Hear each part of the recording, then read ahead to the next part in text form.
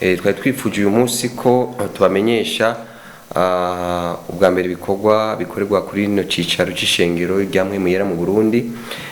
Cya kabiri tubamenyeshe igikorane twimirije tuzoba twatewe iteka n'umuvyeyi intumwa y'Imana yitwa Yongwe Joseph.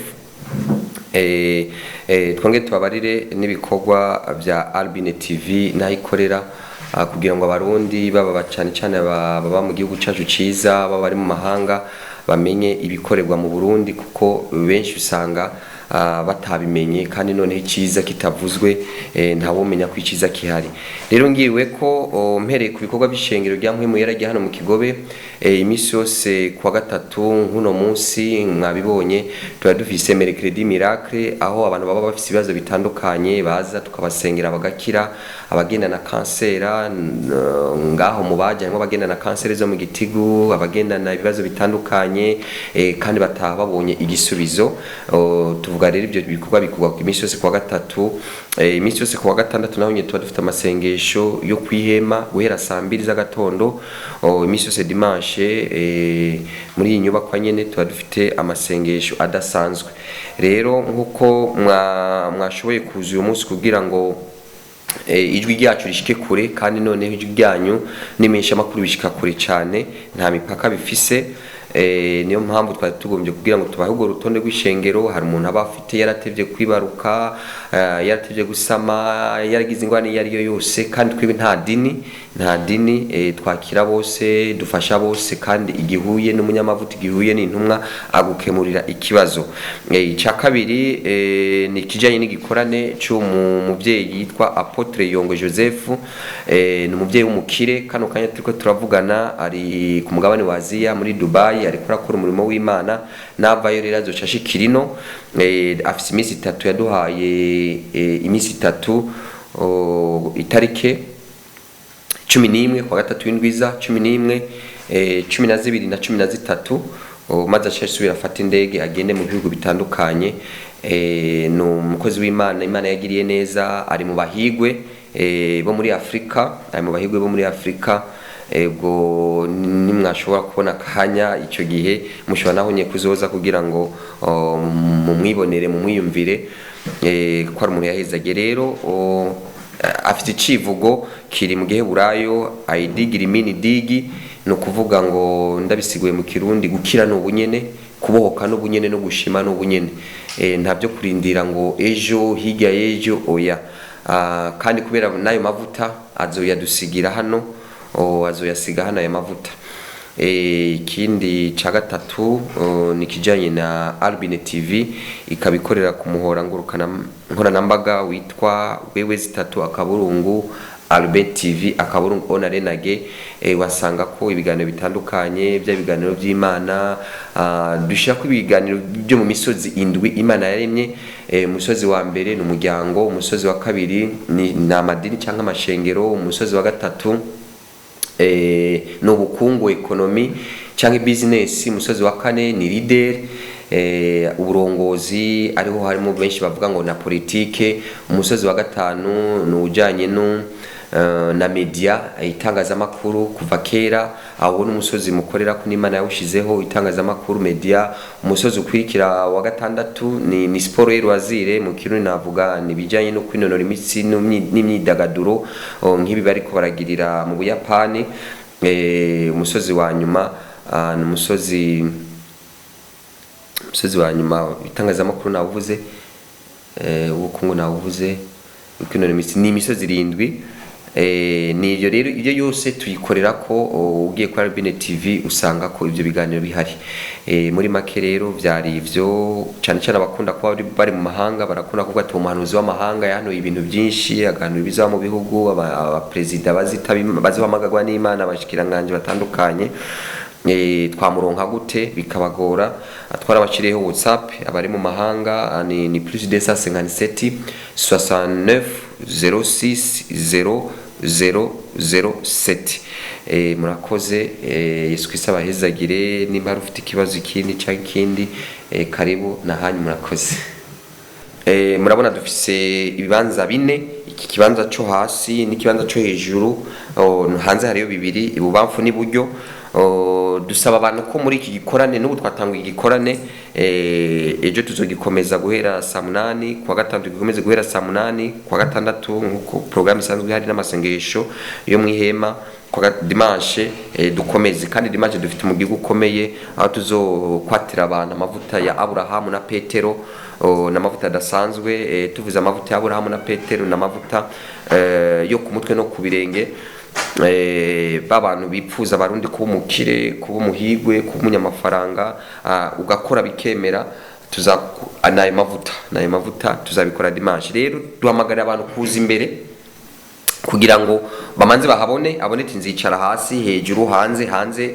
Urumva wumviriza kuraba muntu ari indani nawe uri hanze ntibiryoshe, ariko hari abantu babikunda kuko nta ecran plat tuzokoresha yo hanze. Hariho kandi n'umuntu yashobora kwiyumvira ati genda ndashaka guhura n'uwo muntu w'Imana, uwo muhigwe yaza kugira ngo aronke ticket d'audience.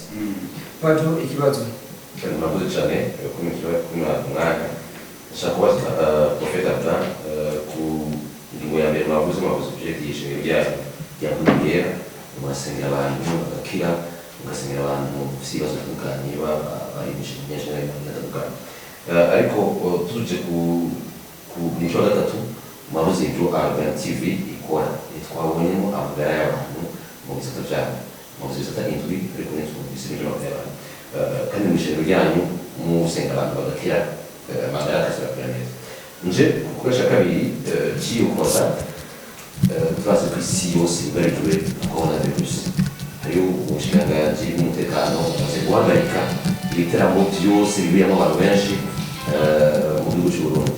Kosa nawe nyene ikorana n'ikintu kirimo abantu benshi, haza abantu benshi bitandukanye. N'izihe ngingo muriko murafata kugira ngo n'umugera wa coronavirus ntuzoce mu gikorane cyanyu kizokorana abantu benshi kugira ngo ntibandure, aho inzego bafise umuco wo gukorana abantu benshi. Hari igihe tuzoba bibereye mu isengero ryanyu, tuzoba biri hanze y'isengero. Murakoze cyane. Ndabunganiye bizobera hano muri iyi nyubakwa. Navuze ko ari ibibanza bine, aho hanze hajya mwinjiranye huzuye bashobora kujya hanze. Ntabwo ari igikorwa cyo hanze. Nishyure ikibazo wavuze ati navuze imisozi dukora ko kuri televiziyo Albine TV, uti ntimwavuze amagara y'abantu. Ishengero navuze yuko dukora ku musozi w'ishengero, ishengero rimwe byose. Nshingirwa ko hano tubabarira ibintu bitatu, abantu ba hano tubateza imbere mu bintu bitatu: esprit, ame, corps mu Kirundi, ibintu byo mu mwemu, ku mutima n'umubiri. Tukabigisha uko babaho no gukora, tukababarira ibiri mu gusubira mu byagezwe 28 tinzohezagira imirimo y'amaboko yanyu. Abantu bose ba hano tubigisha izo nshingano zo gukora ku buryo batera imbere mu mwuka n'umutima n'umubiri bagasa neza. Uje hano usanga umuntu yaje yambara ikirato cy'ibihumbi 10, mu mezi abiri yambara ikirato cy'ibihumbi 200. Kubera iki? N'inyigisho ubuzima bwe burahinduka. Noneho tugiye mu byakozwe n'intumwa 4:13 hari inkuru ya Simoni Petero n'inkuru ya Yohana. Umwe yari mayibobo, uwundi yari iki, uwundi yari umurovyi. Ariko ngo bamaze kugenda na Yesu Kristo abigisha ukuntu bambara, abadiplomate, ukuntu umudiplomate yifata, arabigisha arabatoza. Ngo babona gushira amanga kwa Petero na Yohana, ngo kandi bari bazi ko ari abaswa abantu b'abapeiza batigishijwe batazi byari byo, ngo ariko bamenya ko bagenda na Yesu Kristo. Urabizi noneho mu Kirundi usangira n'imfura ikagusiga ifuro, ubundi cyangwa se umwe rivu bukuru ugakwira hose, ugendana no gukomeye nawe ugakomera. Nivyo rero ikibazo cya kabiri mwavuze kijanye na covid ubusa na vide ubusa, twe tuyita vide ubusa, no ubusa nyene ni vide ubusa. Ni kiza caje kukigwanya guhera ku irembo. Mwabibonye yuko ingingo za leta ihimiriza zose turazishira mu ngiro. Cya kabiri dufise n'uruhusha twarabimenyesheje ubuyobozi bw'igisagara cya Bujumbura. Ikindi mwavuze ngo ibitaramo bamaze iminsi babihagarika, ni ibitaramo by'umuziki byo kuryoherwa bakanywa. Nibaza muri ibyo bitaramo sindabijamwo, haba harimo kunywa kugira ande kuryoherwa bugatamba, ariko ntabwo bobuza amasengesho gusenga. Nuba akakanya turiko turavugana guhera ejo hari masengesho azaba mu kinama yo gusengera igihugu n'ishengero. Hariho igikorane kinini cyagutse kizobera kuri ETS cy'abanyamerika baje, baramaze gushika bamwe, abandi bariko baraza.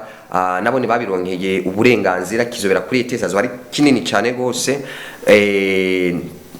icyo ntibashobora kukibuza nta muntu murabizi imana imbere haba mu itegeko nshingiro twashyize imana imbere rero haba mu kuramukanya tuvuga ati l'Eternel notre Dieu imbere yo kuvuga abandi twashyize imbere imana rero nta muntu yakuza gusenga gugura ibikorana ibyo gusenga ariko ibintu byo kuryoherwa kwidagadura nyine kubera biriya biteramo usanga bijamo abantu nabakire kuko harigiye kwinjira utanga tike d'entrée bisaba uburyo bwinshi kandi biranyoteza ngiye wagize ugacugira rero ntaho bihuriye ibiteramo byo kwidagadura n'iby'amasengesho ntabwo babihagarikije ahubwo dukora gusenga kandi none murabizi imisi yose kwa kane wa nyuma w'ukwezi hari amasengesho aba mu gihugu cyose ari amasengesho turanayitabira n'ayaheruka yarayobowe na nyine cyubahiro tuba turi muri yo rero biratandukanye naho nyine abari abantu benshi abarongozi benshi ego ntaho bihuriye ibyo biteramo n'ibyo by'amasengesho n'ibikorane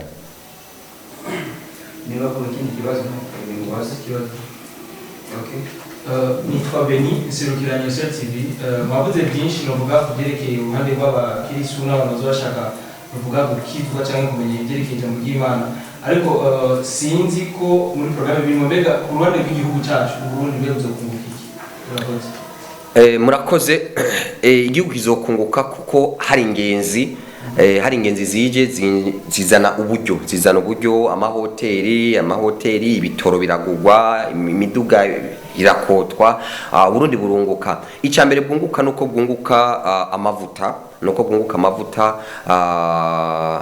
buriya Imana yirungitse intumwa cyangwa umuvugishwa mu gihugu nuko hari ikintu abashaka gukiza rero inyungu nini abantu bazakizwa ari benshi abari bafite ingwara bazakirana n'ubu barazikira kuko ziriya ngwara zitwara uburyo bwinshi ukamara igihe kinini uri mu bitaro hari n'abahora bahasiga ubuzima ubu none urabizi baratanze n'amategeko yuko kizira ko umuntu arenza iminsi runaka bariko baramukanyisha ikindi gihe tuzobatuma ko tubabarira uriya mugigwa mutubarize uriya mugigwa wo gukanyisha aho bawukuye muri Bibiliya nta wanditse twebwe hano nk'ishengero dushigikira umugigwa wa bene wacu n'abamizirima uriya mugigwa turawushigikira kuko uri muri Bibiliya na Yesu Kristo ntabwo bamukanyishije dushigikira uriya mugigwa dushigikira haba mu buryo bwo gushingura uriya mugigwa wa bene wacu twebwe hano nk'ishengero rya hano niho dushigikira kuko uri muri Bibiliya uriya wundi mugigwa wo gukanyisha uriya n'abazungu bashaka ari ziriya frigo mu Burundi murazi ko tudakora frigo kugira ngo zigukwe urumva rero badashizeho iyo systeme buri munsi wishure urumva biriya byuma byabo ntabwo byagira ariko twebwe nk'ibyo twemera turabyemera uriya mugigwa turawemera ego nico ikindi kibazo nitwa Kenny baranyise tumusanze ni kamama ayo kujanye n'ijambo ry'Imana turazi n'abantu basanzwe batizera cyane hari abashobora guprofita bakaza baje kwakira amavuta gusa ariko akaba ameze nka kugenda kugura ikintu ahantu kuko wumvise ko kizimbutse hari mugishikanye ugasanga mwirane pirate ugasanga nikomeye ko bitoye bibeyi zimbutse ubwo abazoza kwitabira ibyo bikorane bisunze amavuta yo kugicuba bafashe atakwinzira bafise icyo bizobamari ego buriya ni ibintu bibiri bitandukanye ndeka ngo akarorero ka amavuta yamaze kwashika byose biragenda neza n'umwuka uhari biragenda neza Lazaro nkunze gutanga akarorero ka Lazaro yari yapfuye ntabwo yizera ko yazuka ariko yarazutse ni buryo bubiri wizera utizera amavuta yahashitse aragukorera ufite ukwemera gutu kwizera ahubwo n'ibintu dukunze kubona hari abantu bita ibipinga kera n'ibipinga ubu bavuga ngo n'ibipinga ariko kera bamyeho kera nibajya bitwa ngo batoma Toma niboneye rero abo Imana irabakorera cyane ubwo nyine express twahuye na batoma benshi twahuye n'ibipinga byinshi abo nyine niba babizera mu bisanzwe rega Toma ntiyizera nabo naho abagendagenda ntabayizera rero abo Imana irabakorera cyane kugira ngo yigaragaze yiyerekane rero dutumira abantu bose abizera batizera abadasenga badafisa abasengera abakorera mu bintu byaje byose turabatumira kuza mu nzu y'Imana bujya mwuka w'Imana ni wabahindura twese turabana b'Imana wiyumva yuko kandi none n'abazoza si imbaraga zabo nuko ari mwe mu y'Imana zaba yabatumiye bazoba bayoborwa kuko n'ijambo ry'Imana rivuga ngo abayoborwa na mpwemu yera nibo bana b'Imana. Uti ntibikunda yuko mushobora gusengera abantu byo mutabikoresheje. Nivyo ubwa mbere ndi umuganga icyo ni cya mbere. rero ukora umwuga wo kwa muganga nta muntu aje akakubarira uti ngwaye ukuntu kumeze ukuntu abazi yuko umuha ikinini cyangwa abazi yuko umuha umuti. rero agiye ufumutekera na multivitamine avuga ngo ntiyamvuye. rero twebwe turi kwa muganga hari ibintu bita tritherapy, no kuvuga iki, no gucanga ubwoko butatu bw'imiti y'ubwoko bumwe, antibiotique, ugafata nka ampicilline, ugafata na gentamicine, ugafata na crafora, uzicanze zose n'ama antibiotique. uvuga ati umugera virisi itishwe ni antibiotique ya mbere yicwa ni ya kabiri, itishwe ni ya kabiri yicwa ni ya gatatu. rero twebwe twakoresha amazi n'ubuzima. amazi twayahindura amaraso ya Yesu Kristo. amazi akora ibitangaza. intayi nyinshi ziriho ngaho turabahereza, twe tuyita serum spirituel, tuyita serum yo mu mwuka. urazi n'umuntu agwaye bagenda kwa muganga ntabwo bamusengera kwa muganga, bamuha imiti, bakoresha imiti, kandi abaganga baba bizeye yuko ugiye kwa muganga yuko baguha iyo miti ibakiza. rero natwe tuba serum yo mu mwuka ko umuntu agizwe n'ibice birenga 65 n'amazi. Yesu Kristo ari gupfa mu rubavu rwe havuyemo amazi n'amaraso. rero twe twizera ayo mazi ko afite imbaraga, tuba twayasengeye imbaraga. ubundi abara ya regidezo cyangwa yabava mu misozi itandukanye za Mugongo Manga n'ahandi, abari amazi tukura, ariko turayasengera akinjiramo imbaraga. Icerekeye amavuta nayo biri muri Bibiliya. y'Abasawuli yarasutse ko amavuta, biranditswe mu byakozwe n'intumwa ngo umuntu nagwara muhamagara abashinga nayo bishengero bamusengere bamusige n'amavuta yerayo. donc ibyo dukoresha byose biri muri Bibiliya. hari n'igihe bikenerwa yuko tugakoresha umunyu ufite imbaraga. ari nk'umuntu akeneye amafaranga, hari igihe dukoresha umunyu. biri muri Bibiliya. ni ibimenyetso rero igihanuzi, n'inkoni ifite ikisigura, n'umubehe, isahani ufite ikisigura. ibyo byose biri muri Bibiliya. rero turabikoresha kuko biri muri Bibiliya, kandi urumva na kameremere kanje, urumva ndi umuganga. mvuga rero uwo sengeye mu buryo bw'impemu ntakiri, akanywa serum ni ibintu bibiri, akanywa agakoresha n'amavuta, urumva byose ni ibintu bibiri. ni therapy mu buryo bw'umwuka tuba dukoresha. Urashobora kwibaza ko badakoresha ibyo bimenyetso nabyo, na cyane cyane musanze musangiye umurimo wo kuvuga ijambo ry'Imana, munaca bakasa muri groupe. Murakoze cyane, ni ikibazo cyiza. en fait uri umurimyi naho yo bari umuhozi w'Imana yahamagawe nk'umurimyi, azakubarira cyane ibyo kurima amashu, azakubarira ibyo kurima amashu. ari umuntu yahamagawe ko umukozi w'Imana, ari umwarimu azakubarira ibya pedagogie tingwa bayifatuku, azakubwira amaje byose kuriya. donc buri muntu wese mu muhamagaro wiwe agenda mu muhamagaro wiwe. ari umudandaza kenshi ariko arakubarira ubutumwa, uzobona tubi n'umudandaza kuko ntuzomubarira ibyo kwa muganga. je ndakubarira ibintu bivaye n'umuhamagaro wanje n'icyo navukiye muri icyo nkoreramwo. urumva abo bandi urumva ko abo bandi nabo bice bigorana. ikindi mwavuze amaproje, dufite amaproje menshi kandi meza dutegurira abanyeshengero n'abaza gusengera ngaha bari bo bose. ikintu cya mbere inyuma y'ibi bikorane tujya tugira abantu cyane cyane bajya taxi vero, bajya abantu batazi kunyonga imodoka, tuzabigisha hano nyene. tuzabazanira aba expert ababijejwe babigishe kunyonga imodoka, aba taxi vero n'abajya abandi, kubera umugongo uravunika cyane. bama baje ngo tubasengera imigongo unyonze imyaka 200 kubera kutova kwikinga ngo ugende ku modoka uve mu bwiza uje mu bundi. donc abantu bose bipfuza kwiga imodoka ku buntu baza inyuma y'iki gikorane tukabandika, maze bakazoronka izo nyigisho ku buntu. icyo ni cyambere. nyuma duhejeje ivyo tuzoca, kuko Afrika iri mu kuba leta zunze ubumwe za Afrika, hari ubuhanuzi 12 mperuka gusohora yuko Afrika ibihugu byose bizaba leta imwe kandi bikagira no mu president umwe. rero ururimi ruzakora ni Igiswahili. mu nyuma rero tuzoca tubigisha Igiswahili ku buntu ngaha, nyuma tubigisha Icongereza. hanyuma mu 2012 tuzaba dufite banki yitwa Authentic Bank. tuzayitanguza aba expert, abahinga bariko baratugirira, abize ivyo guharura bariko baratugirira bijya bisabwa kugira ngo babituzanire tubitware muri BRB, maze duce tugira. rero iyo banki izabikora mu gihugu cyose kandi izakoreramo babanyeshengero n'abandi dufite imigambi myinshi noneho kugira ngo n'ishengero wemererwe uravuga imigambi y'iterambere uzakora turafise umugambi wo gukora mu bya transport tuzogura amabisi uretse ko dimanche amabisi azosha zarazana abantu ku rusengero icicaro gikuru tuboneyeho n'akajya guterereza abantu tugomba kugura ikibanza niyo twakironse muri Kanyosha twubaka urusengero n'abene wacu b'abamizirima barabizi kariho baduterere bo barabizi buri musigiti umwe ntabwo ucangirwa n'abagabo batatu n'abagabo bangahe n'umuntu umwe wubaka rero ushaka umugisha Salomon yarubaka ingoro y'Imana umutamanda mama yarubaka ingoro y'Imana hano biti Kiganda kandi Imana yaramuhezagiye ari mu ijuru nyene icubahiro sogokuru wacu yarubatse urusengero yaraterereye mu rusengero ari mu ijuru